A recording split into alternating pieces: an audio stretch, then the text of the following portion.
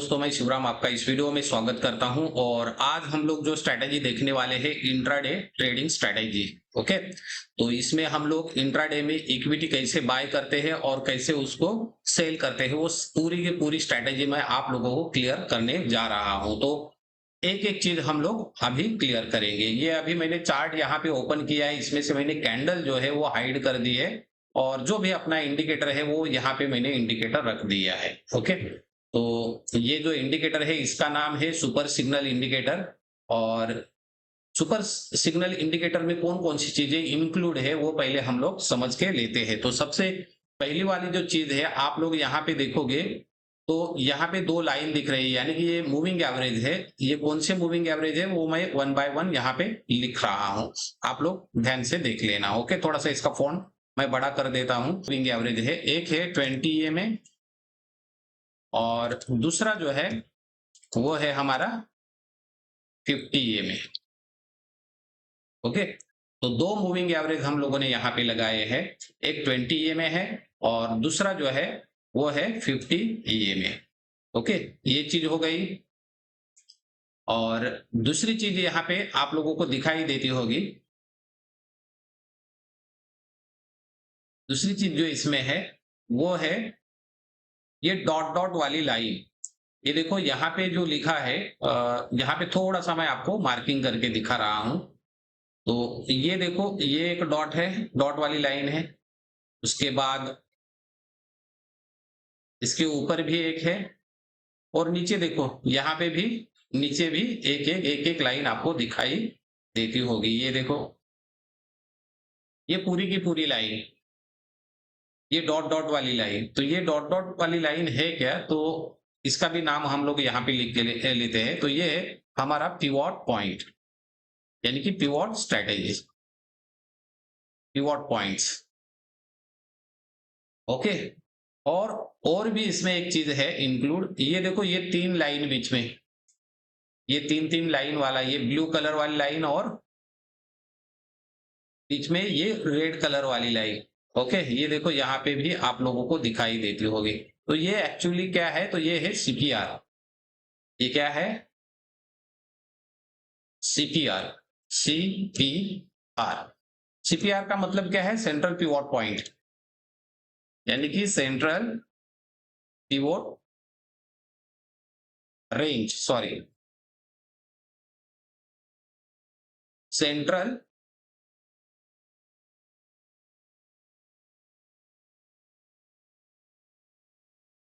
Central pivot range. तो दो moving average हो गए हमारे, एक 20 EMA 50 EMA पिवोट पॉइंट्स हमारे लेवल्स हो गई। और बीच में जो आपको तीन लाइन दिखाई देती होगी ब्लू कलर की, वो है हमारा सेंट्रल पिवोट रेंज, यानी कि सीपीआर। अभी ये सीपीआर क्या वर्कआउट करता है, पिवोट पॉइंट क्यों लगाए हैं, मूविंग एवरेज को आपको तो पता है वो क्रॉस ओवर, और जब होता है बुलिश क्रॉस ओवर हो गया तो वहां से हम लोग क्या करते हैं, बाइंग करते हैं, और निगेटिव क्रॉस ओवर हो गया तो हम लोग सेलिंग करते हैं। तो यहाँ पे जैसे ही देखोगे, यहाँ पे देखो बुलिश क्रॉस ओवर हो गया, दोनों जो हमारे मूविंग एवरेज है वो ग्रीन कलर में चले गए, मतलब यहाँ पे हम लोग बाय कर सकते हैं। ओके, और ये दूसरा देखो, यहाँ पे रेड कलर आ गया, यहाँ पे देखोगे तो यहाँ से रेड कलर आना चालू हो गया, दोनों मूविंग एवरेज रेड कलर में आ गए, मतलब यहाँ से हम लोग शॉर्ट सेल कर सकते हैं। बराबर, ये तो क्रॉस ओवर हो गया हमारा 20 EMA और 50 EMA का। दूसरी चीज, हम पिवोट पॉइंट लिए हैं। पिवोट पॉइंट में बहुत सारी रेंज होती है। आप लोग जब भी इंडिकेटर्स में जाओगे, यहाँ पे इंडिकेटर्स में जाओगे और पिवोट पॉइंट लगाओगे तो बहुत सारे आपको लेवल्स आ जाएंगे, लेकिन उसमें से मैंने कुछ सिलेक्टेड लेवल्स यहाँ पे ले लिए हैं। ओके, तो वो सिलेक्टेड लेवल्स कौन कौन से लिए हैं वो आप लोगों को मैं यहाँ पे क्लियर करता हूं।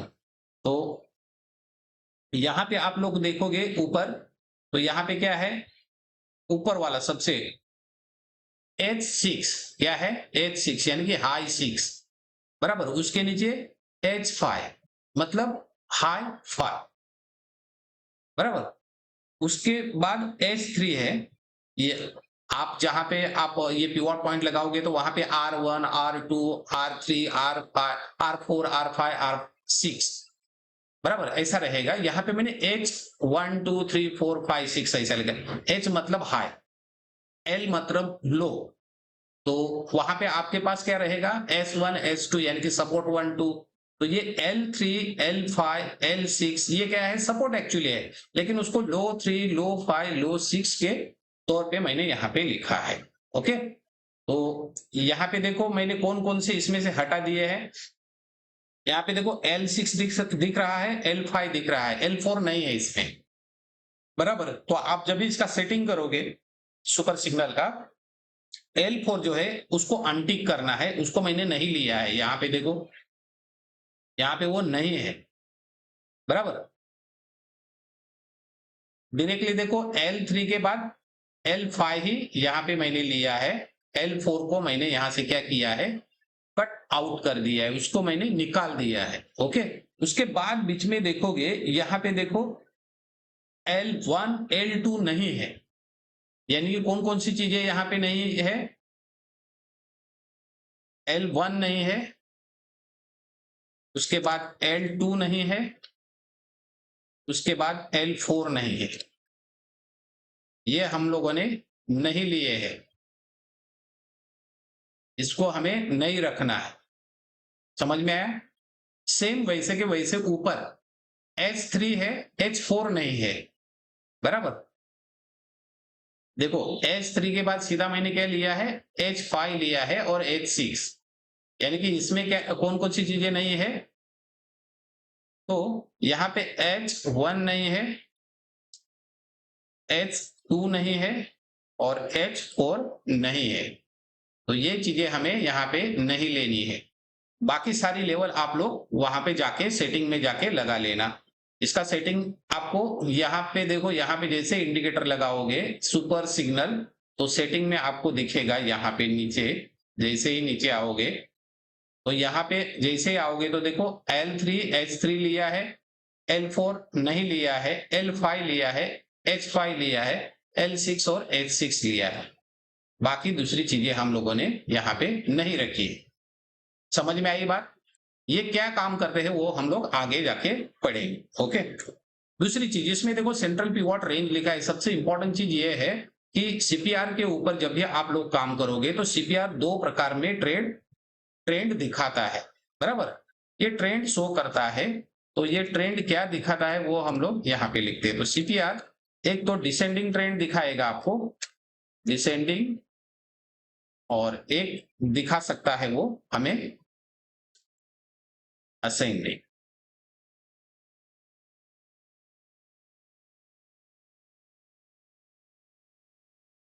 असेंडिंग,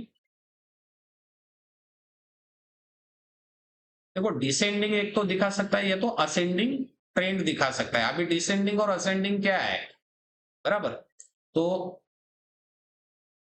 यहाँ पे देखो आप लोग, ये पहला वाला हमारा सीपीआर है, बराबर। ये 3 लाइन आएगी, उसके बाद और नीचे सीपीआर हो गया, उसके नीचे और सीपीआर हो गया,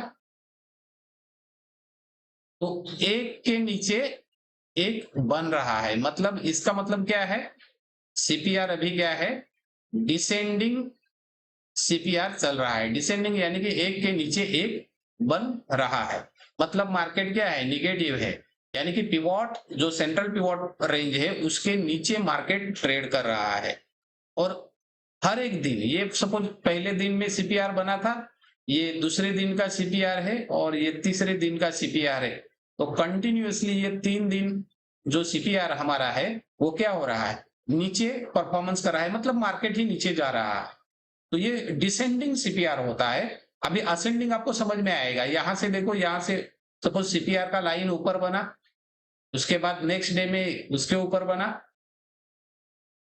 उसके बाद इसके ऊपर बनना चालू हो गया। मतलब अभी सीपीआर देखो एक के ऊपर एक लेवल अपनी बना रहा है। मतलब ये क्या हो रहा है, ये असेंडिंग में जा रहा है, यानी कि ऊपर जा रहा है और ये नीचे आ रहा है, बराबर। ये बात आपको समझ में आई होगी, डिसेंडिंग और असेंडिंग सीपीआर। ओके, तो ये आपको समझ में आया होगा। थोड़ा सा मैं पीछे जाके दिखा रहा हूं आप लोगों को, यही एक चार्ट दिखाता हूं। ये देखो, ये पहला वाला सीपीआर, ये दूसरा, तीसरा और चौथा और ये पांचवा। ये क्या हो रहा है? डिसेंडिंग सीपीआर है, एक के नीचे एक सीपीआर। सेम वैसे का वैसा ऊपर जाने वाले भी सीपीआर आप लोगों को देखना है। तो यहाँ पे देखो, ये नीचे था सीपीआर, ये उसके ऊपर आ गया, ये उसके ऊपर है, ये उसके ऊपर और ये भी इसके ऊपर बन रहा है। मतलब क्या है? ये असेंडिंग सीपीआर है। ये बात आपको समझ में आई होगी कि असेंडिंग सीपीआर और डिसेंडिंग सीपीआर क्या होता है। ओके, पिवट पॉइंट आप लोगों को बताया मैंने। पिवट वो आप नॉर्मली लगा रहे हैं, वो खाली लेवल आप लोग ये लेवल नहीं रखना है। हमें क्या नहीं रखना है?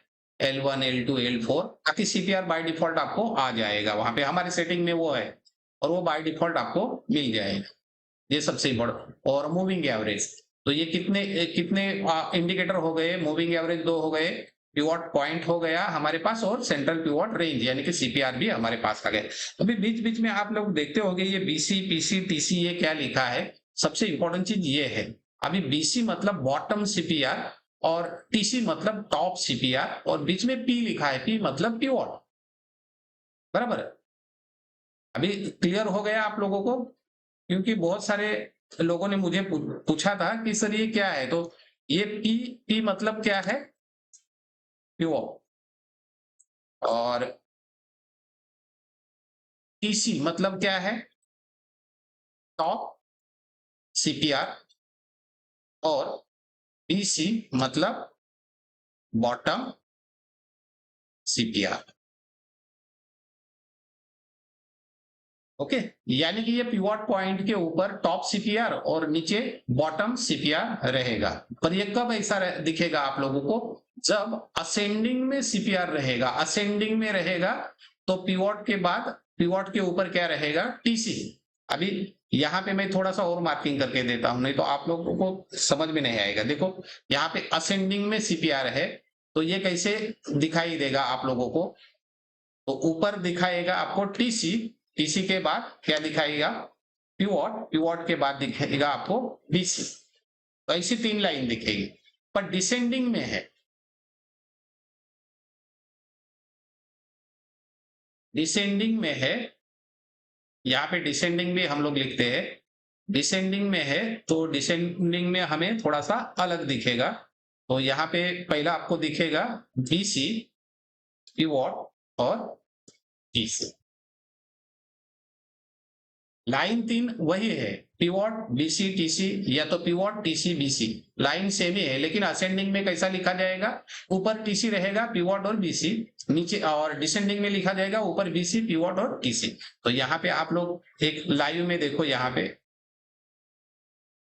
ये देखो, ये डिसेंडिंग में है, यानी कि पिछले वाले सीपीआर से ये नीचे है। इसलिए इसमें क्या हो गया, हम लोगों ने यहाँ पे क्या लिखा है? डिसेंडिंग में पहला क्या रहेगा? बीसी रहेगा, दूसरा क्या रहेगा? पिवट और टीसी।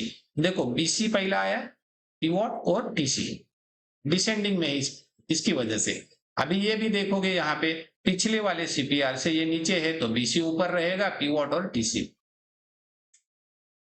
यहाँ पे अब हम लोग ये लेवल पे आते हैं। यहाँ पे आप लोग बोलोगे कि सर यहाँ पे टीसी ऊपर आ गया है और पिवट और बीसी, ये बीसी ऊपर रहना चाहिए क्योंकि पिछले वाले पिवट से, सीपीआर से ये नीचे है, नीचे है लेकिन ये जो टीसी है नीचे वाला, इसके आसपास पिवट खुला है, मतलब ये इसके ऊपर अभी जाएगा। इसकी वजह से यहाँ पे टीसी, टी और बीसी लिखा है।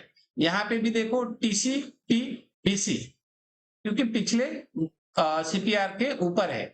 तो ये नाम आपको मायने नहीं रखेगा, इतना इसको ध्यान मत दे दो। आप लोग क्या देखो, डिसेंडिंग पिवट और असेंडिंग पिवट आपको पता होना चाहिए। यानी कि जो नीचे नीचे बन रहा है वो डिसेंडिंग, ऊपर ऊपर बनेगा उसको बोलते हैं असेंडिंग। ओके, ये टीसी, बीसी, पिवट वो छोड़ दो, वो तीनों लाइन आप लोग ध्यान में रखो, नहीं तो आप लोग कंफ्यूज हो जाओगे। ओके, और बीच में ये L3, L5, L6, H3, H5 और H6 ये लेवल ध्यान में रखो, और मूविंग एवरेज का क्रॉसओवर आपको ध्यान रखना है। ओके, ये सारी चीजें हो गई ये सेटिंग में। दूसरी चीज, यहाँ पे राइट साइड में ऊपर टॉप में आपको एक टेबल दिखाई देता होगा। ये देखो पहले टेबल में ब्लू कलर वाला पहला लाइन हम लोग पढ़ते हैं, तो ट्रेड लिखा है। क्या लिखा है? ट्रेड। ट्रेड मतलब कौन सा ट्रेड अभी जनरेट हुआ है, बराबर। यहाँ पे देखोगे तो एक ट्रेड जनरेट हुआ है। वो कौन सा ट्रेड जनरेट हुआ है? तो वो बाय का ट्रेड जनरेट हुआ है, बराबर। नीचे लिखा है बाय का ट्रेड जनरेट हुआ है। और एंट्री किस कौन से प्राइस पे मिली है? तो एंट्री भी आपको यहाँ पे दिखाई देती होगी। वो 835 रुपए 15 पैसे में हमें एंट्री मिली है। ये जो स्टॉक मैंने लगाया है वो अभी इसका कैंडल जो है प्राइस वो मैंने हाइड कर दी है, पर 835 रुपए 15 पैसे पे हमें एंट्री मिली है अभी तक। यानी कि ये एंडिंग तक, मार्केट क्लोज होने तक हमें 10 रुपए 85 पैसा यानी कि 10.85 हमें क्या हुआ है, यहाँ पे देखोगे तो चेंजेस इसमें आया है, मतलब ये ऊपर बढ़ा है। ग्रीन में है मतलब ये ऊपर आया है। तो 10 रुपए 85 पैसा हमें एक शेयर के पीछे मिला है। और परसेंटेज वाइज देखा जाए तो हमें अभी तक एंट्री से 1.30% रिटर्न मिला है। तो ऊपर का जो टेबल है बहुत मायने रखता है। आप लोग यहाँ पे तो देखोगे, पर ऊपर ट्रेड क्या जनरेट हुआ है, ये यहाँ पे हमें ट्रेड मिला। हम लोगों की हमारे माइंड में आ गया कि हम लोग यहाँ पे ट्रेड ले सकते हैं और आपने लिया। पर ऊपर भी देखो राइट साइड में, सच में वहां पे बाय ट्रेड जनरेट हुआ है क्या? और जो प्राइस मिली है उसके आसपास ही आपको बाइंग करना है। ज्यादा ऊपर गया है मार्केट मत ट्रेड करो, नीचे है फिर भी मत ट्रेड करो। हमें वही एंट्री प्राइस के आसपास 1-2 रुपए का डिफरेंस भी मिला चलेगा। तो यहाँ पे जो भी प्राइस आपको दिखाई देती होगी, यानी कि यहाँ पे एंट्री प्राइस, वो ही प्राइस के आसपास आपको इसको बाय करना है। ओके, तो ये टेबल बहुत ही जबरदस्त टेबल बनाया है हम लोगों ने, जहां पे ट्रेड इनिशिएट होता है। क्योंकि बहुत सारे लोग बोलते हैं सर आप लोगों ने स्ट्रेटेजी बनाई लेकिन बाइंग कहाँ पे करे? क्रॉस ओवर पे करे या सीपीआर के ऊपर करे, H3 के ऊपर करे या H5 के ऊपर करे, कहां पे ट्रेड करे? तो उसके लिए हम लोगों ने ये टेबल बनाया है कि ये टेबल में आपको ट्रेड भी दिखेगा, बाय है या सेल है, एंट्री प्राइस भी दिखेगी कि कौन सी एंट्री प्राइस पे हमें बाय करना है और उसमें चेंजेस कितना है। अभी तक हम लोगों को एमटीएम मोबाइल पे देखने की जरूरत नहीं, यही इंडिकेटर के ऊपर आप लोगों को कितना पॉइंट्स मिला है वो भी यहाँ पे पॉइंट में भी लिखा है और चेंज इन परसेंटेज में आपको दिखाई देता होगा। ओके, तो ये एक चीज समझ में आई। अभी नीचे एक राइट साइड में नीचे बॉटम में देखो, यहाँ पे वीवैप प्राइस और डीएटीआर दिया है। ये अभी फिलहाल हम लोगों ने इसमें इंक्लूड नहीं किया है। ये देखो वीवैप प्राइस और डीएटीआर टेबल, ये दूसरा इंडिकेटर है। आप लोगों को ये अगले महीने तक आ जाएगा। इसका हम लोग थोड़ा सा बैक टेस्टिंग कर रहे हैं, पर इसका भी इधर है तो मैं बता देता हूं कि वीवैप का जो प्राइस है, हम लोग पहले वीवैप लगाते थे यहाँ पे एज पर इंडिकेटर, हम लोग चार्ट के ऊपर उसको प्लॉट करते थे और वीवैप के ऊपर प्राइस निकले तो हम लोग बाइंग करते थे और वीवैप के नीचे हम लोग शॉर्ट सेलिंग करते थे। कोई निफ्टी में ट्रेड कर रहा है, बैंक निफ्टी या सेंसेक्स में कर रहा है, तो वीवैप बहुत उसको मायने रखता है, बराबर। बहुत सारे लोग हैं वो वीवैप के आसपास प्राइस आ जाती है तब ट्रेड इनिशिएट करके आप लोगों को दे देते हैं। तो मैंने क्या किया, वो लाइन यहाँ पे ज्यादा, यानी कि चार्ट के ऊपर ज्यादा भीड़ भाड़ हमें नहीं चाहिए। हमारा जो स्ट्रेटेजी है वो सेंट्रल पिवोट का स्ट्रेटेजी है, मूविंग एवरेज का क्रॉसओवर है और पिवोट रेंज का हमारा स्ट्रेटेजी है। ओके, तो वीवैप मैंने क्या किया है, यहाँ पे उसका प्राइस ऑटोमेटिकली आ जाएगा। जैसा जैसा मार्केट ऊपर बढ़ेगा या नीचे जाएगा, वीवैप यहाँ पे चेंज होता जाएगा, प्राइस चेंज होती जाएगी। तो यहाँ पे मैंने एक कलर कॉम्बिनेशन दिया है कि जब भी प्राइस वीवैप के ऊपर निकलेगी तो ये बॉक्स जो है वो ग्रीन कलर में आपको दिखाई देगा, और प्राइस वीवैप के नीचे चली गई तो ये रेड कलर में दिखाई देगा। इतना ध्यान रखना। तो समझ लेना आप कि वीवैप के ऊपर प्राइस है तो ग्रीन ग्रीन, सपोज ये बॉक्स ग्रीन है तो वीवैप के ऊपर है, और बॉक्स रेड है तो समझ लेना कि वीवैप के नीचे आया है, बराबर। तो ये एक चीज हम लोगों ने, ये आपको जब भी एक थोड़े दिन लगेंगे, एक 7-8 दिन लगेंगे, ये बराबर काम करता है कि नहीं वो भी देखना पड़ता है। ओके, डीएटीआर एक दिया है, डीएटीआर यानी कि डेली एवरेज ट्रू रेंज, यानी कि एक दिन में इसमें कितना वॉलेटिलिटी है। कोई भी स्टॉक आप लोग लेते हैं, निफ्टी लो या बैंक निफ्टी लो या कोई भी अपना इक्विटी का स्टॉक लो, तो उसमें एवरेज टू रेंज, यानी कि कितना वॉलेटिलिटी है, ये क्या इंडिकेटर नहीं है, ये वॉल्यूम है, कितना वॉल्यूम जनरेट हो सकता है, यानी कि उसमें कितना प्रोबेबिलिटी है स्टॉक में, वो कितना ऊपर या नीचे आज जा सकता है। तो यहाँ पे परसेंटेज हम लोगों ने दिया है 2.5%। तो ये इंडसइंड बैंक का मैंने चार्ट लगाया है, जो इसमें प्राइस अभी मैंने क्या की है, हाइड है, लेकिन इसका इसका मतलब क्या है, ये डीएटीआर का, तो यहाँ पे इसमें प्रोबेबिलिटी है ये 2.5% या तो ऊपर जा सकता है या नीचे जा सकता है, इतना इसमें वॉल्यूम आ सकता है। तो हम लोग इससे क्या डिफाइन करते हैं कि हमने सपोज यहाँ पे बाय ट्रेड इनिशिएट हुआ है, ओके, तो ये कितना ऊपर जाएगा, तो ये 2.5% इसके आसपास, कभी ऊपर या नीचे हो सकता है, ये एग्जैक्ट 2.5 नहीं होगा, ये वॉल्यूम है, यानी कि एक दिन का उसमें कितना वॉलेटिलिटी है वो दिखाता है। तो प्रॉपर उतना प्राइस तो नहीं चलेगा, या तो 2.5 दिया है तो ये 1.98 जाएगा या तो 2 जाएगा, नीचे नीचे सपोज ये आ रहा है मार्केट, ये 2.5 है तो ये 2%, ये स्टॉक नीचे आ जाएगा या तो 1.5, 6, 7 इसके आसपास आने की कोशिश करेगा। तो इसे हमें पता चलता है कि जब भी मैंने बाय ट्रेड किया है तब डीएटीआर कितना है, उस हिसाब से अभी डीएटीआर 2.5 है, ओके, और जब भी मार्केट खुला है, मुझे एंट्री मिली है, मार्केट नीचे खुला था, एक मैं यहाँ पे थोड़ा सा आपको ड्राइंग करके दिखाता हूं, एक मिनट। सपोज ये सुबह का ओपनिंग का कैंडल यहाँ पे बना है, बराबर, नीचे बना था 10 रुपए पे और ये ऊपर आया है 12 रुपए, सिंपल चीज है, और मुझे 12 रुपए पे एंट्री मिला है, समझ में आई चीज। तो 10 रुपए से 12 रुपए आया, मतलब ये 2% पहले ही गया है, ये यहाँ पे 11 ही लिखते हैं, 11 लिखते हैं, यानी कि 1% ये ऑलरेडी बढ़ा है,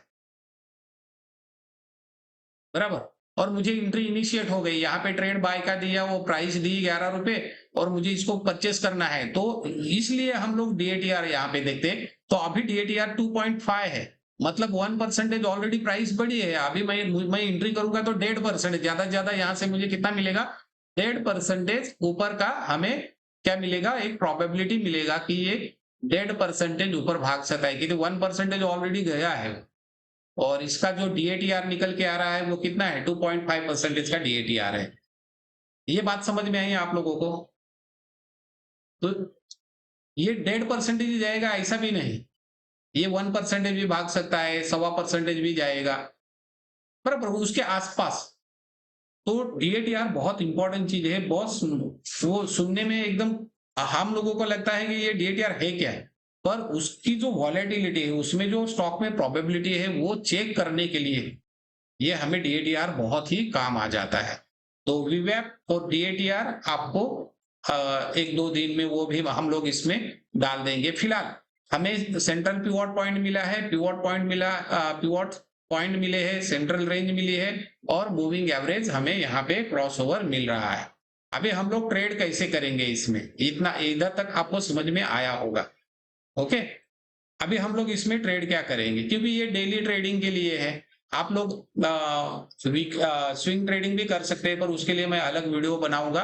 आज हम लोग इंट्राडे इक्विटी कैसे बाय करते हैं और सेल करते हैं उसके ऊपर ही बात करने वाले हैं। अभी ये इतनी चीज हो गई, अभी इसको मैं हटा देता हूं, ओके, इसको मैंने क्लियर कर दिया। अभी जब भी एंट्री करनी है तो कैसे करना है आप लोगों को, पहले जब भी एंट्री आपके पास आएगी, स्टॉक सुबह मार्केट खुलेगा और प्राइस चलना चालू हो जाएगा, तो आप लोगों को एक बार देखना है कि मैं जहां पे एंट्री कर रहा हूं वहां पे सीपीआर जो है वो कौन से पोजीशन में है, उसका ट्रेंड क्या है, वो डिसेंडिंग है क्या असेंडिंग है, डिसेंडिंग मतलब नीचे नीचे और असेंडिंग मतलब ऊपर ऊपर जाने वाला सीपीआर, ओके, ये चीज पहले ध्यान रखना। तो यहाँ पे देखो, ये पहला दिन, दूसरा दिन और ये तीसरा क्या है, डिसेंडिंग सीपीआर है, यानी कि नीचे नीचे नीचे सीपीआर आ रहा है, ओके। और जिस दिन डिसेंडिंग सीपीआर रहेगा और कैंडल इसके ऊपर जाना चालू करेगी, इसके ये सीपीआर के ऊपर बनना चालू हो जाएगा, तो समझ लेना कि मार्केट नीचे जाने की कगार पे नहीं है, अभी ये नीचे जाने वाला सीपीआर बना था तो कैंडल यहाँ पे बननी चाहिए थी, यहाँ पे बननी चाहिए थी, सिंपल सी चीज है, तो मार्केट नीचे आएगा। पर इसने क्या किया, ये ऊपर बनना चालू हो गया, मतलब यहां से मार्केट रिवर्स होने के चांसेस लग रहे हैं। तो हम लोग क्या करेंगे, बॉटम पे खरीदने की कोशिश करेंगे। इसका मतलब क्या है, हम लोग बॉटम पे खरीदने की कोशिश करेंगे इसमें।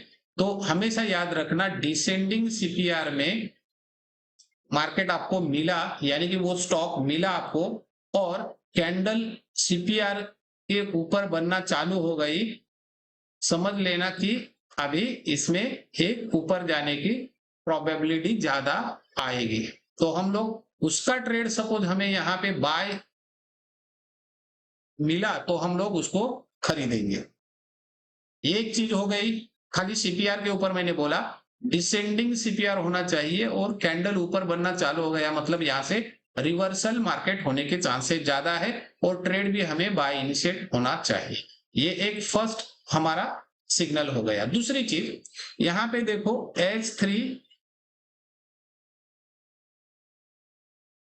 H3 और नीचे यहां पे देखोगे तो क्या है, L3। ये दो लाइन बहुत इंपॉर्टेंट है। सपोज H3 जो है वो सेंट्रल पिवोट के बीच में आना चाहिए। ये देखो यहाँ पे वो आया, क्योंकि ये हमारा सीपीआर है बीसी, टी और टीसी, यानी कि पिवोट और टीसी, और इसके बीच में क्या आया है, H3 आया है और कैंडल ऊपर बन गई, मतलब ये आज जबरदस्त ऊपर जाने वाला है। तो हम लोगों को जो भी एंट्री मिली वो एंट्री हमें लेनी है। फर्स्ट टारगेट हमारा रहेगा H5, दूसरा टारगेट हमारा रहेगा H6। ओके, तो ये दो टारगेट के लिए हम लोग इसको खरीदेंगे। मैंने फिर वापस बोल देता हूं, ये जो H3 और L3 बहुत ही खतरनाक दो लेवल है, ये पिवोट के लेवल है। ये सेंट्रल पिवोट रेंज के बीच में सपोज लाइन आ गई, या कौन सी, H3, और कैंडल सीपीआर के ऊपर बनी यहां पे, और यहां पे ट्रेड भी इनिशिएट हुआ बाय का, तो इसको खरीद लो। टारगेट क्या है, H5 और H6, इसके ऊपर भी जा सकता है, पर वो आप बाद में ट्रेल कर लेना आपके हिसाब से। पर मुझे ये दो टारगेट भी मिल गए, अपना काम हो गया। अभी सपोज मुझे यहां पे एंट्री मिली, ये कैंडल के आसपास मुझे एंट्री मिली, तो मैं स्टॉप लॉस क्या रखूंगा, तो ये जो सेंट्रल पिवोट रेंज का पी है, इसके नीचे या तो टीसी के नीचे आप लोग स्टॉप लॉस लेके जा सकते हो, बराबर। एक बार मैं यहां पे दिखाता हूं, मुझे सपोज एंट्री मिली ये लेवल के ऊपर, यहां पे मुझे एंट्री मिली, तो ये टीसी के नीचे थोड़ा सा मैं स्टॉप लॉस रखूंगा। फर्स्ट टारगेट मेरा यही रहेगा और सेकंड टारगेट मेरा ये रहेगा। ओके, जब भी एंट्री मिलेगी तो मुझे यहाँ पे ये टीसी जो है इसके नीचे मुझे क्या रखना है, stop loss. Central pivot range जो है उसके नीचे वाला जो हमारा लाइन है वो मेरा स्टॉप लॉस हो जाएगा, और H5 और H6 ये मेरे दोनों टारगेट है। और सपोज निगेटिव एंट्री मिली मुझे, शॉर्ट एंट्री मिली, तो सपोज मुझे इसके नीचे मुझे एंट्री मिली है, तो ये ऊपर का जो सेंट्रल पिवोट रेंज है वो मेरा स्टॉप लॉस रहेगा, और नीचे अभी यहाँ पे देखो प्रीवियस डे में H5 H वो नहीं आ रहा है, इसलिए मैं वो नहीं दिखा पा रहा हूं, लेकिन यहां तक सपोज आ गया तो ये मेरा क्या हो जाएगा, टारगेट नीचे का शॉर्ट सेलिंग का। यहाँ पे भी देखो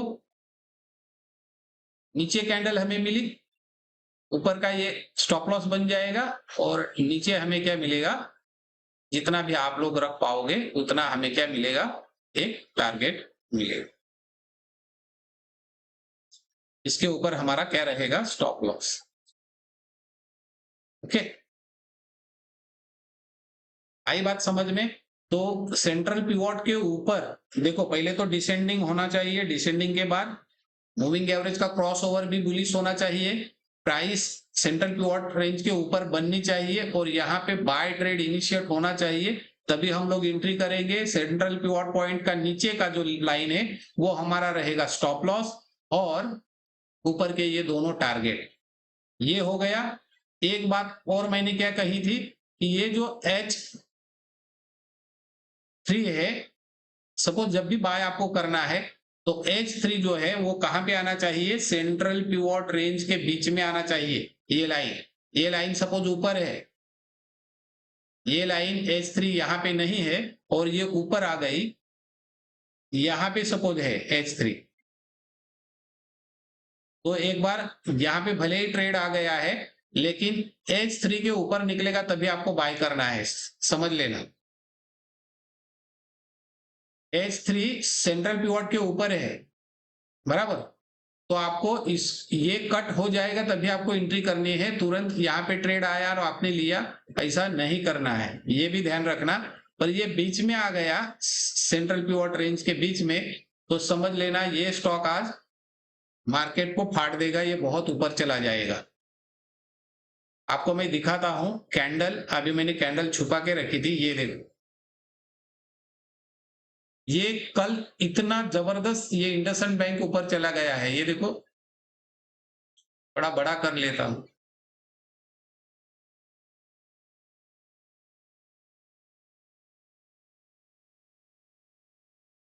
इसको अभी हटा देते हैं, पहले यही देखते हैं।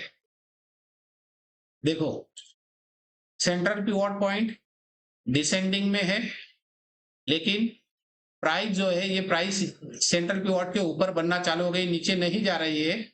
मूविंग एवरेज का क्रॉसओवर भी यहाँ पे हुआ, मूविंग एवरेज का क्रॉस भी हुआ यहाँ पे। H3 ऑलरेडी इसके बीच में है। आप लोगों को एंट्री भी जनरेट हो गई है 835 रुपए पे, यानी कि ये कैंडल के आसपास आपको एंट्री भी मिली है यहाँ पे ही, और H3 के ऊपर भी प्राइस आ गई है, मतलब यहाँ पे मुझे एंट्री करनी है। एंट्री कर दो। फर्स्ट टारगेट हमारा H5, सेकेंड टारगेट हमारा H6। देखो H6 के आसपास जाने के बाद वो वापस नीचे आ गया, तो ये लेवल हमारी है, ये लेवल के ऊपर आप लोगों को काम करना है। बहुत सिंपल स्ट्रेटेजी है, आपको खाली ध्यान में क्या रखना है, डिसेंडिंग सीपीआर होना चाहिए। और आज जो प्राइस है ये सीपीआर के, ये कल देखो कैसी नीचे गई थी, ऐसी नहीं गई, सीधी ऊपर आ गई। ऊपर आने के बाद मूविंग एवरेज का क्रॉस ओवर भी हुआ। H3 बीच में है, H3 ऊपर रहेगा। सपोज मैंने क्या बोला था, यहाँ पे नहीं रहता H3 और यहाँ पे रहता तो ये H3 कट होने के बाद हम लोग एंट्री करते हैं, यहाँ पे एंट्री नहीं कर रहे। H3 कट होने के बाद, और H5 H6 हमारा टारगेट हो, ध्यान रखना। और स्टॉप लॉस देखो, H3 कट हो गया तो stop loss central pivot point का वो बीच में का P,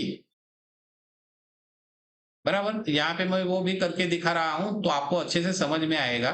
सपोज मैं यहाँ पे एंट्री कर लेता इसके ऊपर, तो स्टॉप लॉस इसके नीचे मत रखो, ये इतना बड़ा स्टॉप लॉस हो जाएगा, तो सेंट्रल पिवट के आसपास रख दो, तो स्टॉप लॉस छोटा हो जाएगा।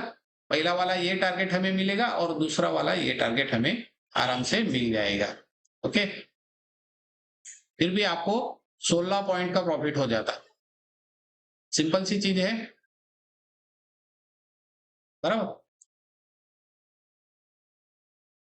समझ में आया होगा आप लोगों को। तो मेरा जो एंट्री करने का जो स्ट्रैटेजी एक्चुअली ये मैंने बनाया है, ये डिसेंडिंग सीपीआर के ऊपर बनाया है, मूविंग एवरेज का क्रॉस ओवर, और सबसे बढ़िया है इसमें भी जो हमने पिवट लेवल डाले हैं, जिसमें से H3 सबसे इंपॉर्टेंट चीज है, H3 इसके बीच में होना चाहिए, बराबर। ऐसे स्टॉक ढूंढो कि जो स्टॉक ये कैटेगरी में आए तो उसमें आप लोगों को एंट्री अच्छे से मिलेगी। एक चीज और क्लियर कर रहा हूं, ये आपको समझ में आया होगा, नहीं समझ में आया होगा तो एक बार उसको पीछे लेके ये वीडियो और वापस एक बार सुनो। अभी मैं थोड़ा सा आगे बढ़ता हूं, आगे आगे मैं क्या समझाने की कोशिश कर रहा हूं वो देखो पहले। ठीक है, ये डिसेंडिंग सीपीआर तो है, एक के नीचे एक सीपीआर बन चुका है। यहाँ पे जैसे ही देखोगे तो फर्स्ट डे वाला सीपीआर और सेकेंड डे वाला सीपीआर भी बन चुका है। कहां पे गया वो, एक मिनट। हाँ, ये एक के नीचे एक सीपीआर बन चुका है। ओके, प्राइस यहाँ से क्या हो गई, ऊपर भी जा रही है, ठीक है, मुझे एंट्री भी मिली है, बाय ट्रेड भी इनिशिएट हुआ है।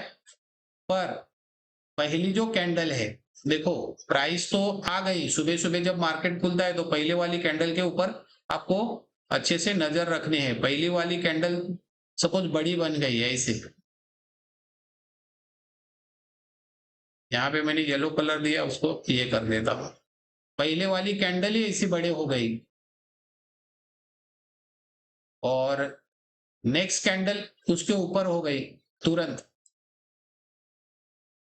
तो आपको जल्दबाजी में एंट्री नहीं करनी है।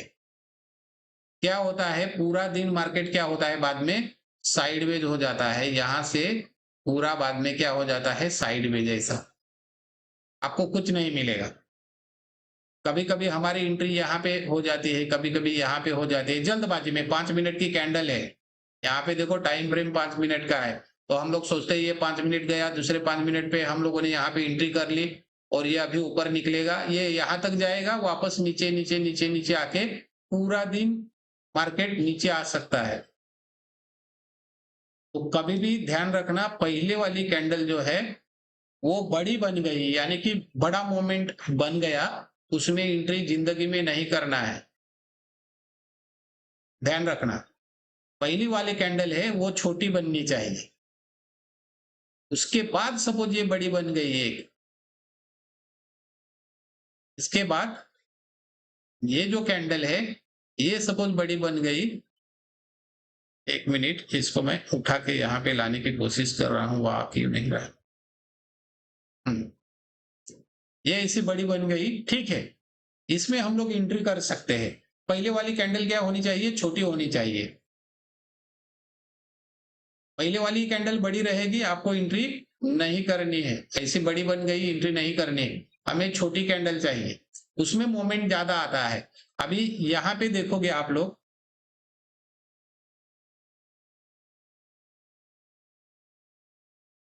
यहाँ पे इधर गया हमारा इंडिकेटर, मैंने डिलीट कर दिया, मैं उसको लगा देता हूं सुपर सिग्नल, ओके।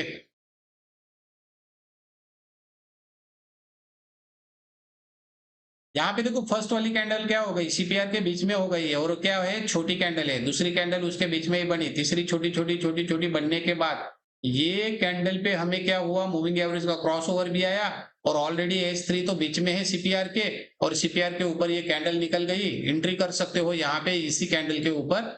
और देखो ये फर्स्ट टारगेट और ये सेकंड टारगेट, बड़ा मोमेंट आ गया इसमें, क्यों, तो पूरा कंडीशन इसने फुलफिल किया, पहले वाली कैंडल छोटी थी और बाद में ये मोमेंट आया है, और H3 भी सीपीआर के बीच में है, बराबर, तभी हम लोग एंट्री करेंगे। H3 ऊपर रहता तो हम लोग H3 टूटने के बाद एंट्री करते, बराबर। तो ये सारी चीजें हम लोगों ने इसमें करनी है। अभी आप लोग सोचोगे कि ठीक है सर, ये तो हम लोगों को समझ में आया, इंट्राडे में स्टॉक में हमें काम करना है, ये एक पहली चीज हो गई, सीपीआर डिसेंडिंग में होना चाहिए, ये एक बात हो गई, मूविंग एवरेज का क्रॉसओवर होना चाहिए, ये भी समझ में आया, H3 सीपीआर के बीच में होना चाहिए, ये भी समझ में आया, ऊपर रहेगा तो H3 टूटने के बाद ही हम लोग ट्रेड इनिशिएट करेंगे, ये भी समझ में आ गया। लेकिन ये स्टॉक ढूंढे कहां से, सबसे इंपॉर्टेंट चीज तो वो है। यहाँ पे आप लोग वॉच लिस्ट रखोगे और हर बार ऐसे चेंज करते रहोगे तो आपको समझ में नहीं आएगा कि कौन सा स्टॉक आज भागने वाला है, बराबर। ये देखो पहले वाली कैंडल बड़ी हो गई थी, मार्केट ने पूरा दिन खा लिया। यहाँ पे मारुति का एक चार्ट बहुत अच्छा बना था कल, ये देखो पहले वाली कैंडल क्या थी, एकदम छोटी कैंडल थी, मूविंग एवरेज का उससे पहले दिन ही क्रॉसओवर था, और ये सेंट्रल पिवट पॉइंट देखो, ये पहले वाले सेंट्रल पिवट पॉइंट से यानी कि सीपीआर से ये नीचे है, और H3 ऊपर है, L3 बीच में आया है। मैंने क्या बोला था, H3 बीच में चाहिए था, L3 आया है। अभी हम लोग कहां पे एंट्री इनिशिएट करेंगे, H3 टूटने के बाद। तो यहाँ पे सामने सामने आप लोगों को दिखाई देता होगा, यहाँ पे ये कैंडल के ऊपर हमारा क्या हो गया है, H3 कटआउट हुआ है, तो यहाँ पे एंट्री करेंगे हम लोग लॉन्ग एंट्री, ये कैंडल के ऊपर हमारी लॉन्ग एंट्री। स्टॉप लॉस क्या रखने वाले हैं हम लोग, अभी देखो पिवट पॉइंट के नीचे तो बड़ा स्टॉप लॉस हो जाएगा, तो थोड़ा सा टीसी के ऊपर यहाँ पे रख दो, यहाँ पे स्टॉप लॉस रखो, और पहला वाला टारगेट हमें ये मिलेगा, दूसरा वाला टारगेट हमें ये मिलेगा। तो देखो यहां तक हमें 245 पॉइंट्स मिले हैं और रिस्क एंड रिवॉर्ड रेशियो देखोगे तो 2.15 आ रहा है, यानी कि रिस्क एंड रिवॉर्ड रेशियो 1:2 आ रहा है। कितना अच्छा हो गया, हमारे पास लेवल भी आ गई, मूविंग एवरेज के क्रॉस ओवर कंफर्मेशन भी आ गया है। H3 कट आउट होने के बाद ही मैंने एंट्री की है। H3 इसके बीच में रहता तो और ये ज्यादा मोमेंट दे देता, लेकिन H3 ऊपर आ गया CPR के, L3 बीच में आया। L3 कब होना चाहिए? L3 रहने के बाद आप लोगों को शॉर्ट एंट्री लेनी है, वो तो आपको अभी समझ में आया होगा। इसके नीचे कैंडल जाएगी और L3 इसके बीच में है, समझ लेना ये मार्केट बहुत गिरने वाला है। निफ्टी हो, बैंक निफ्टी हो या कोई भी स्टॉक हो। तो ये एक चीज मैंने आप लोगों को दिखाई यहाँ पे। अभी ये स्टॉक ढूंढे कहां से, सबसे इंपॉर्टेंट चीज है, उसके लिए ये इंडिकेटर के साथ साथ मैं आप लोगों को एक मेरा स्कैनर है, वो स्कैनर आपको जो स्टॉक फिल्टर आपको करवा के दे देगा, वो स्कैनर आपको इसके ये स्ट्रेटेजी के साथ मैं आपको भेजने वाला हूं। तो यहाँ पे जैसे ही ऊपर देखोगे अटलास में क्लिक करोगे तो ये मेरा एक स्कैनर है, जिस स्कैनर में हमें बेरिश ब्रेकआउट यहाँ पे देखोगे तो ये पहला वाला जो स्कैनर है जिसमें पूरे स्टॉक हमारे बेरिश वाले स्टॉक आएंगे, बराबर। जिसको शॉर्ट करना है इंट्राडे में या ऑप्शन वाले स्टॉक आ जाएंगे तो आप लोग कॉल शॉर्ट कर सकते हो, पुट बाय करने से अच्छा कॉल शॉर्ट कर सकते हो। इसमें मैं तो बोलता हूँ इक्विटी ही करो, बाद में वो ऑप्शन का हम लोग बाद में दूसरा वीडियो बनाऊंगा, उसमें मैं समझाऊंगा। दूसरा स्कैनर है वो बुलिश ब्रेकआउट वाले स्टॉक है, जितने भी बुलिश ब्रेकआउट है यानी कि पिछले दिन के क्लोजिंग के ऊपर जो मार्केट जो स्टॉक अभी आज निकलने वाले हैं वो पूरे के पूरे यहाँ पे फिल्टर होके आएंगे। और इंट्राडे के लिए मैंने बोला था EMA क्रॉस और वो सारी चीजें, तो मैंने नाम ही दिया EMA क्रॉस और इंट्राडे, बराबर। तो जिसमें CPR है अपना पिवोट रेंज वो दिया है। तो इंट्राडे के लिए जो भी स्टॉक आप ढूंढने की जरूरत नहीं, यहाँ पे जो भी स्टॉक आएंगे वही स्टॉक आपको आपके स्ट्रेटेजी में लगाना है। जिसमें पहले वाली कैंडल आपको खाली देखनी है, पहले वाली कैंडल बड़ी नहीं बननी चाहिए, बड़ी बनेगी तो आपको एंट्री नहीं करना है, छोटी कैंडल बनेगी तो हमें एंट्री करना है। और सेंट्रल पिवोट रेंज डिसेंडिंग होनी चाहिए, यानी कि नीचे आने वाली चाहिए, और आज कैंडल इसके ऊपर जानी चाहिए, और H3 जो है इसके बीच में आना चाहिए। ये सारी चीजें आप लोगों को देखनी है। तो उसके लिए ये फिल्टर है, इंट्राडे के पूरे स्टॉक आपको फिल्टर होके यहाँ पे आएंगे। ये 10-12 स्टॉक आ जाएंगे, 6,500 कंपनियां हैं, उसमें से खाली 10-12 स्टॉक आपको यहाँ पे मिलेंगे। ओके, तो वन बाय वन हम लोग थोड़ा सा देखते हैं कि ये स्टॉक क्या है। तो पहला स्टॉक देखो क्या आया था, DCM श्रीराम। तो हम लोग यहाँ पे आते हैं और यहाँ पे मैं डाल देता हूं DCM श्रीराम। तो ये स्टॉक मैंने लगाया, तो ये देखो कल का फर्स्ट वाला कैंडल रेड बना था, छोटा वाला, उसके बाद ये करने के बाद देखो CPR के बीच में H3 है और हमें क्या है, मूविंग एवरेज का क्रॉस ओवर भी यहाँ पे हुआ है। मैं इसको मार्किंग करके देता हूं तो आपको अच्छे से समझ में आएगा। यहाँ पे मूविंग एवरेज का क्रॉस ओवर भी हुआ, H3 भी CPR में है और पिछले वाले CPR से ये नीचे भी है, यानी कि डिसेंडिंग भी है। उसके पिछले वाले देखो डिसेंडिंग में ही चल रहा है और मूविंग एवरेज का क्रॉस ओवर भी हुआ, H3 भी इसके नीचे है और कैंडल यहाँ पे ट्रेड भी देखो, बाय का ट्रेड आया है 1188 में, हमें बाय करने के लिए बोला है।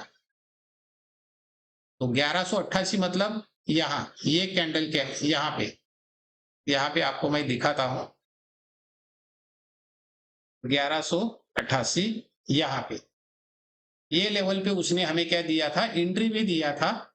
और उसके बाद ये देखो मैंने क्या बोला था, CPR के बीच में H3 है तो ये बहुत ही जबरदस्त शूट आउट करेगा और ये देखो कितना गया है ऊपर।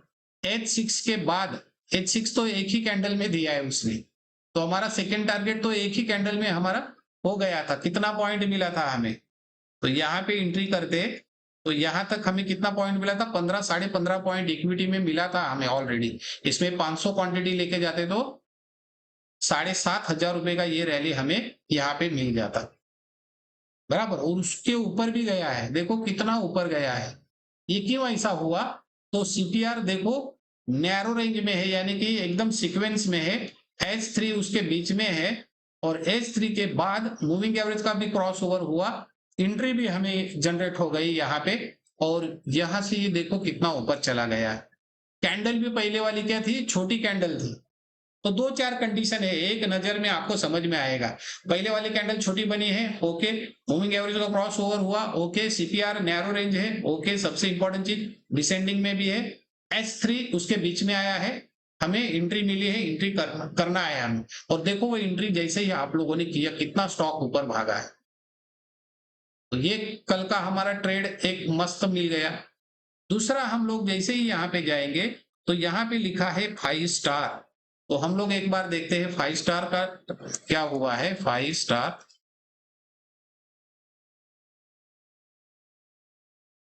देखो 5 स्टार का क्या हुआ था, H3 तो बीच में है, बराबर, लेकिन क्या हुआ, फर्स्ट कैंडल क्या हो गई थी, सीपीआर के सीधा नीचे खुली थी छोटी कैंडल, ओके, ये सबसे इंपॉर्टेंट चीज है। शॉर्ट सेलिंग हमें नहीं करना है, क्यों शॉर्ट सेलिंग नहीं हमें करना था, L3 जो है वो इसके बीच में चाहिए था सीपीआर में, तब शॉर्ट सेलिंग करते, कैंडल बहुत अच्छी मिली थी। अभी H3 है और डिसेंडिंग में तो है ऑलरेडी, पर H3 क्या आया है, इसके बीच में आया है, तो थोड़ा रुकते हैं। ये धीरे धीरे धीरे धीरे करके आया, और कितने बजे, 11:15 में हमें क्या दिया, मूविंग एवरेज में क्रॉस ओवर भी दिया, और H3 के ऊपर कैंडल भी निकल गई, सीपीआर के ऊपर भी ये क्लोज हो गई, तो हमें यहाँ पे एंट्री मिली थी कितने में, 6, यहाँ पे देखो बाय का ट्रेड इनिशिएट हुआ, 603 रुपए पे हमें एंट्री मिली, तो वो एंट्री ये कैंडल के आसपास हमें क्या हुआ था, एंट्री मिला था, और पहला वाला टारगेट हमारा तुरंत एक हिट हुआ, फिर वापस नीचे आया, और ये सेकंड टारगेट भी उसने दे दिया।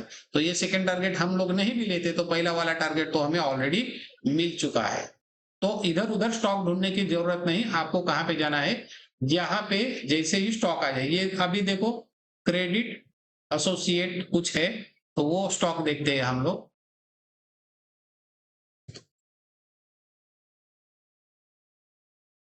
क्रेडिट एक्सेस, अभी देखो इसमें एंट्री नहीं करना है, देखो इसलिए मैंने ये ओपन किया है। अभी अभी देखो पूरा का पूरा कंडीशन आपको समझ में आएगा। डिसेंडिंग में होना चाहिए था, आज का क्या हो गया, असेंडिंग हो गया, तो ये एक यहाँ पे हमारा फेल हो गया। H3 इसके बीच में चाहिए था, नहीं हुआ, बराबर। H3 के ऊपर पहले वाली कैंडल, पर पहले वाली कैंडल देखो कितनी बड़ी हो गई, ये तो मैं समझाने की कोशिश कर रहा था आप लोगों को। पहली कैंडल जब भी देखोगे तो कितनी बड़ी हो गई है, ये देखो, फर्स्ट और सेकंड ने ही हमारा यहाँ तक टारगेट किया। तो ऐसा कोई भी स्टॉक आपको दिखेगा तो इसमें ट्रेड नहीं करना है, क्योंकि हम जल्दबाजी में 1325 का हमें एंट्री मिला था, यहाँ पे दिख रहा है वो, और वो 1325 पिछले वाले दिन का रहेगा, तो यहाँ पे तो हमें एंट्री नहीं करना है, क्योंकि एंट्री जो मिली 1325 हमारी प्राइस अगले दिन ही निकल गई है, तो यहाँ पे एंट्री नहीं करना है। ये बड़ा कैंडल भी बना है तो इसको हम लोग क्या करेंगे, अवॉइड करेंगे। जैसे 5 मिनट की पहली कैंडल बड़ी हो गई, खत्म कर दो उसको, उसको खरीदो मत। तो ये स्टॉक यहाँ पे आया भी, तो आप लोगों को कहाँ पे जाके देखना है, अपने चार्ट के ऊपर ये बराबर है क्या। अभी इंडसइंड बैंक, ये तो हम लोगों ने पहला ही चार्ट लगाया था इंडसइंड बैंक, फिर भी देखते हैं एक बार। अभी देखो पहला सीपीआर ऊपर, दूसरा सीपीआर उसके नीचे, और ये तीसरा, यानी कि डिसेंडिंग ऑलरेडी है। मूविंग एवरेज का क्रॉस आज ही हुआ है, फर्स्ट कैंडल छोटी भी है, एंट्री भी मिली है, और देखो ये ऊपर भी गया, H3 बीच में है, सीपीआर के बीच में, सारी कंडीशन फुलफिल हो जाती है तभी आपको एंट्री करनी है। ये देखो H3 इसके बीच में आया सीपीआर के, मूविंग एवरेज का क्रॉस ओवर भी हुआ, एंट्री भी जनरेट हुई, कितने पे एंट्री हुई है, यहाँ पे किधर एंट्री, हमें 1335 की एंट्री मिली है, यहाँ पे किधर हमें यही कैंडल पे मिली है। अच्छी बात है, 1335 की एंट्री भी मिली, फर्स्ट टारगेट हिट हुआ और सेकंड टारगेट भी हिट हो गया, और ये विदाउट हरासमेंट हो गया। जो हमने क्रेडिट एक्सेस में देखा था वो क्या हुआ, पहली कैंडल बढ़ी, और वो सीपीआर भी क्या था, असेंडिंग में गया था, डिसेंडिंग का असेंडिंग, तो उसमें हमें एंट्री नहीं करनी, भले नाम यहाँ पे आए, यहाँ पे आए। आप लोगों को पहले कहाँ पे देखना है, अपने स्ट्रैटेजी के ऊपर। तो स्टॉक भी फिल्टर होके आएंगे और यहाँ पे आके आपको कंफर्मेशन भी मिलेगा, ट्रेड कितने का है वो भी देखने के लिए मिलेगा, एंट्री कितने की मिली है वो भी, और कितना चेंजेस उसमें मिला, वो सारी चीजें आपको इसमें देखने के लिए मिलेंगी। और स्टॉप लॉस, सबसे इंपॉर्टेंट स्टॉप लॉस और टारगेट। अभी देखो यहाँ पे मुझे एंट्री जब मिलती है तो मेरा स्टॉप लॉस क्या रहेगा, ये टीसी, टीसीए है तो बीसी, नीचे वाला सीपीआर का लाइन के थोड़ा सा नीचे, बराबर। पहला वाला टारगेट क्या हमारा रहेगा, H5, दूसरा टारगेट लेते हो तो ये H6। तो इसमें देखो, इसमें आपको एग्जैक्ट टारगेट और स्टॉप लॉस मिल जाएंगे। तो बहुत सारे लोगों को स्टॉप लॉस और टारगेट लगाना नहीं आता है। तो ये पूरा सेंट्रल पिवोट रेंज और पिवोट पॉइंट हमारा, मूविंग एवरेज का क्रॉस ओवर, ये सारी चीजें हम लोगों ने इसमें इंक्लूड की है, बराबर। और आप लोगों को क्या दिया है, मैंने फिल्टर भी दिया है, इसके साथ साथ मैं फिल्टर भी दे देता हूं जिसमें आपको इंट्राडे के स्टॉक आपको मिलेंगे। अभी इंडसइंड बैंक के बाद स्कॉट्स करके एक स्टॉक आया है, तो एक बार वो देखते हैं, लास्ट वाला।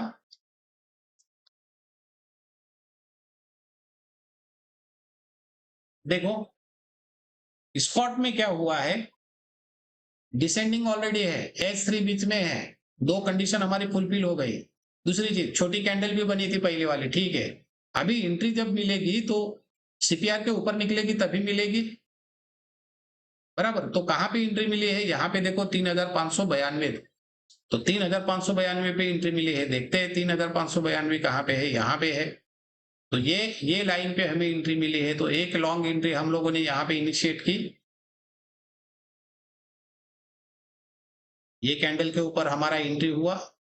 अभी स्टॉप लॉस इसके नीचे रखोगे तो ये बड़ा स्टॉप लॉस आएगा 27-28 पॉइंट का, तो हम लोग थोड़ा सा इसको क्या करेंगे, सेंट्रल पिवोट पॉइंट के आसपास रखेंगे, 19-20 पॉइंट। या तो आप लोग यहाँ पे भी रख सकते हो, पर ये बहुत छोटा हो जाएगा। यहाँ पे मैंने रखा। फर्स्ट वाला टारगेट जो हमारा है वो कहाँ पे आया, H5। दूसरा टारगेट हमारा क्या था, H6 था, नहीं गया वहां तक। एफिनो वाला स्टॉक भी है और नहीं गया, ठीक है, यहां तक भी गया, हमें 48 पॉइंट का मुनाफा हुआ। कितना, 48 पॉइंट का मुनाफा हुआ। अभी ये स्टॉक 3592 का है, 100 क्वांटिटी भी आप लोग इंट्राडे में खरीदोगे मार्जिन के ऊपर, तो आपको 4800 रुपए का प्रॉफिट हुआ। कितना, 4800 का प्रॉफिट मिला है। तो ऑप्शन करने से अच्छा आप लोग इक्विटी करो, पर इक्विटी जब करोगे तो ये पूरा स्ट्रेटेजी आपको समझ में आना चाहिए, और ये बहुत बेहतरीन स्ट्रेटेजी है इंट्राडे के लिए। ये स्पेशल इंट्राडे के लिए है, आप लोग इंट्राडे करके इसमें पैसा कमा सकते हो। और 3-3, 4-4 इसमें आप लोगों को क्या दिया है, कंफर्मेशन करने के लिए दिया है। पिछले वाला सीपीआर से नीचे है, यानी कि डिसेंडिंग ऑलरेडी है, हम लोग बॉटम पे खरीद रहे हैं, सबसे इंपॉर्टेंट चीज वो है। मूविंग एवरेज का क्रॉस ओवर है, सबसे इंपॉर्टेंट चीज है।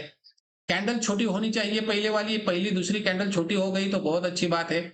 और सबसे बढ़िया यानी कि बटर एंड ब्रेड क्या है, H3 जो है अपना पिवोट पॉइंट का, वो सीपीआर के बीच में है, मतलब ये आज फटेगा, ये स्टॉक आज जाएगा ऊपर, हमारा टारगेट हिट करवा के दे देगा, तो वो हम लोग इसमें डालते हैं। पर ये कितना ऊपर जाएगा, ये भी चीज है कितना, तो उसके लिए वो मैं वीवैप और वो डीएडीआर अभी बना रहा हूं, वो आएगा 1-2 दिन में, आपको आपके इंडिकेटर में आराम से दिखेगा। अभी फिलहाल तो हमारे पास हम लोगों ने नहीं लगाया है वो वीवैप, तो जैसे ही आएगा यहाँ से शायद मैंने उसको निकाल दिया है, ठीक है, चलेगा। बाद में मैं जैसे आएगा तो आप लोगों को इसमें दिखेगा, यहाँ पे वो कॉलम आ जाएंगे।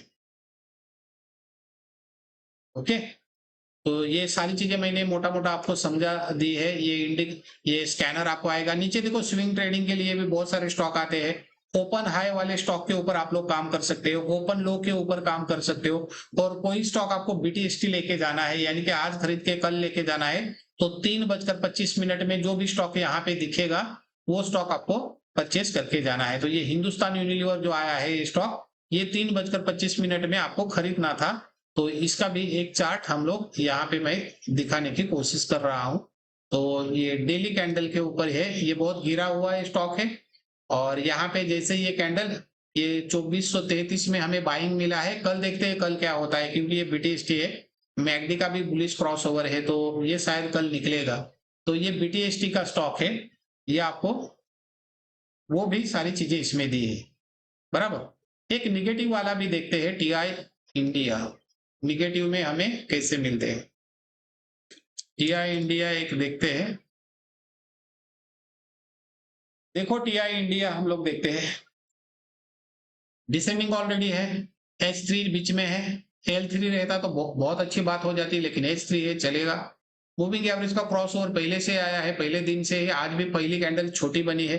अभी हमें करना क्या है, शॉर्ट सेलिंग जब भी करनी है तो मैंने क्या बोला, L3 इसके बीच में रहता तो बहुत अच्छी बात है, लेकिन L3 नीचे है तो L3 जब भी कट आउट हो जाएगा, यानी कि ये कैंडल के ऊपर हमें क्या करना था, शॉर्ट सेलिंग का एंट्री लेना था। यानी कि ये कैंडल क्लोज होने के बाद यहाँ पे हमें क्या करना था, शॉर्ट सेलिंग। और अभी देखो ये बहुत, यहां तक आप लोग स्टॉप लॉस रखोगे तो 43 पॉइंट का स्टॉप लॉस आता है, तो ये बड़ी कैंडल थोड़ी सी है, तो इसके आसपास रख लो।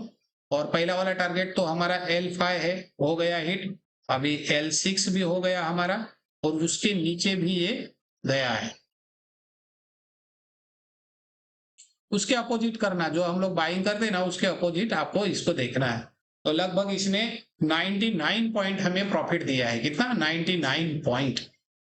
और कल यहाँ पे ट्रेड भी सेल का हुआ है 3026, यानी कि कल की एंट्री हमें मिली थी और हमने आज ली है, तो यहाँ पे 152 पॉइंट दिख रहा है, हमें 99 मिला है, अच्छी बात है। इसमें भी 100 क्वांटिटी आप शॉर्ट करते तो आपको 9,900 रुपए का इसमें प्रॉफिट है। और ये कहाँ से हमने लिया, ये हमने बेरिस ब्रेकआउट से लिया है, क्योंकि हमें निगेटिव ट्रेड करना है। अभी 2 नंबर है हिंद जिंक करके, देखो यहाँ पे बेरिस में हिंद जिंक का चार्ट देखते हैं। हिंद जिंक देखो, सीपीआर डिसेंडिंग है, सीपीआर ये असेंडिंग रहता तो और अच्छी बात होती, डिसेंडिंग है चलेगा। और H3 बीच में आया है, मुझे क्या चाहिए था, L3 बीच में रहता, शॉर्ट सेलिंग के लिए बहुत मजा आती, लेकिन H3 है, ठीक है, मोमेंट तो आने ही वाला है। पहली कैंडल भी छोटी है और वो कहाँ पे बनी है, L3 के नीचे, तो बहुत बढ़िया है, L3 के नीचे ही हमें शॉर्ट सेल करना है। तो यही कैंडल के आसपास हम लोग शॉर्ट सेलिंग करते। और ये देखो, ये स्टॉप लॉस लगाएंगे, 4 रुपए का स्टॉप लॉस बराबर। पहला वाला टारगेट हमें मिल जाता है यहां तक, और दूसरा वाला टारगेट यहां तक, और वो भी मिल गया है। 11-12 पॉइंट हमें यहाँ पे मिले। और ये बहुत छोटा स्टॉक है, 1000 क्वांटिटी लेके जाते तो 11,000 रुपये आपको इंट्राडे में इसमें भी मिलता, शॉर्ट सेलिंग में भी। समझ में आई चीज। तो ये अपोजिट करना है हमें, जब भी बाय का सिग्नल आएगा तो बाय करेंगे, सेल का आएगा तो सेल, अपोजिट करेंगे। H3 ऊपर रहेगा, वो सारी चीजें, इसमें क्या L3 होना चाहिए था, और नहीं है तो L3 टूटने दो। मैंने क्या बोला, वो लेवल यहाँ पे भी H3 सपोज ऊपर था और बाय एंट्री आया तो H3 टूटने दो। तो ये सारी चीजें इसमें आप लोगों को मैंने समझाने की कोशिश की है, और बहुत जबरदस्त स्ट्रेटेजी है। मैंने, मेरा यूट्यूब चैनल है MTF सिग्नल करके, आप लोग वहां पे जाओ, बहुत सारे वीडियो मैं डालता हूँ, छोटी छोटी क्लिप, जिसमें मैंने डेली का ट्रेड क्या किया है, कभी 3,000, 2,000, 5,000, 9,000, 20-20, 25-25 हजार भी आए हैं। डेली का इंट्राडे में हम लोग ट्रेडिंग करते हैं, 3.5-4 लाख रुपए का कैपिटल रख के, उसमें मार्जिन मिलता है, तो वहां पे हम लोग ट्रेड करके ये डेली का 2-4 हजार रुपए आराम से निकालते हैं। तो महीने का हमारा 60-70 हजार रुपए भी निकल गया, तो इक्विटी में हमें अच्छा प्रॉफिट मिलता है, एक सैलरी हमारे घर पे आ जाती है। ओके, तो छोटे कैपिटल वाले जितने भी है उनको ये स्ट्रेटेजी बहुत काम आएगी, पर अच्छे से काम करना है। ये वीडियो नहीं समझ में आया, ये स्ट्रेटेजी समझ में नहीं आया, एक बार ये वीडियो को वापस एक बार से अच्छे से देखो और नोट करके रखो कि ये स्ट्रेटेजी में हमें क्या क्या देखना है। ओके, तो खाली ये सुपर सिग्नल स्ट्रेटेजी, और उसके साथ हम लोग आपको ये स्कैनर दे रहे हैं। सबसे ब्रेड एंड बटर क्या है, ये स्कैनर है, क्योंकि आप लोगों को स्टॉक ढूंढने की जरूरत नहीं, स्टॉक आपको यहाँ पे ही मिलेंगे, सारे स्विंग ट्रेडिंग के लिए मिलेंगे, बुलिश ब्रेकआउट, इंट्राडे वाले स्टॉक, बेरिश ब्रेकआउट, ओपन लो, ओपन हाई, और BTST भी आपको यहाँ पे मिलेगा। BTST यानी कि आज बाय करो कल सेल करो, उसके लिए भी स्टॉक मिल जाएगा। तो ये पूरा का पूरा स्कैनर, इसका वैल्यू जो है साल का हम लोग इसका सब्सक्रिप्शन देते हैं 10,000 का। कितना? ये खाली स्कैनर का। तो ये स्कैनर आपको मिल रहा है फ्री ऑफ कॉस्ट, आपको कुछ पैसा नहीं देना है।